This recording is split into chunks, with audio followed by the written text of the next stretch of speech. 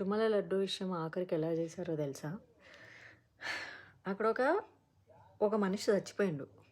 అని ఎవడన్నా కొట్టి చంపేసిందా? యాక్సిడెంట్ అయి చచ్చిపోయిందా? తెలవదు. ఎవడి గెస్సులు వాడు చేసుకున్నాడు. ఓకేనా?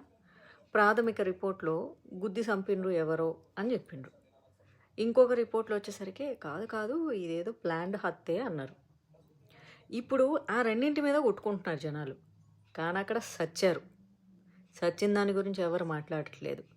ఇప్పుడేంటి యానిమల్ ఫ్యాట్ కలిసిందన్నది ఫస్ట్ ప్రైమరీ రిపోర్ట్లో అలానే ఉంది. కలిసినట్లు అనుమానంగా ఉంది అన్నది. ఎందుకంటే డీప్ టెస్ట్లు అవ్వలేదు కాబట్టి.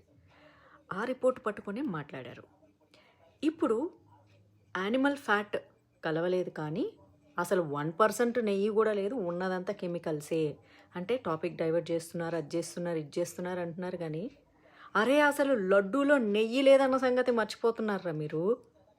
ఏం జరిగినా అసలు లడ్డూలో 1% కెమికల్ కలిసినా సరే వైసీపీ వాళ్ళ, టీడీపీ వాళ్ళ, కాంగ్రెస్ వాళ్ళ ఎవడైనా సరే హిందువులు అనేటోడు మాట్లాడాలి.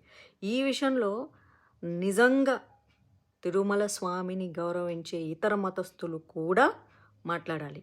1% కల్తీ జరిగినా అది తప్పే. కానీ దాని గురించి వదిలేసేసి యానిమల్ ఫ్యాట్ లేదన్నారు, అప్పుడు ఉందన్నారు, ఇప్పుడు లేదంటున్నారు. అబ్బబ్బా కవరింగ్లు. అరే ఆడ లడ్డు చచ్చిపోయిందిరా, స్వామి లడ్డూని చంపేసిండ్రు. దాని గురించి మాట్లాడట్లేదు మీరు. ఏ ప్రభుత్వం ఉన్నా 1% కల్తీ జరిగినా అది నేరం, పాపం. అది ఎవ్వడు చేసినా సరే మహాపాపం. దాని గురించి మాట్లాడండి. పార్టీల గురించి తర్వాత మాట్లాడుకుంటున్నారు. మీ సిగ్గులేని అన్ని పార్టీల్లో ఉన్న హిందువులు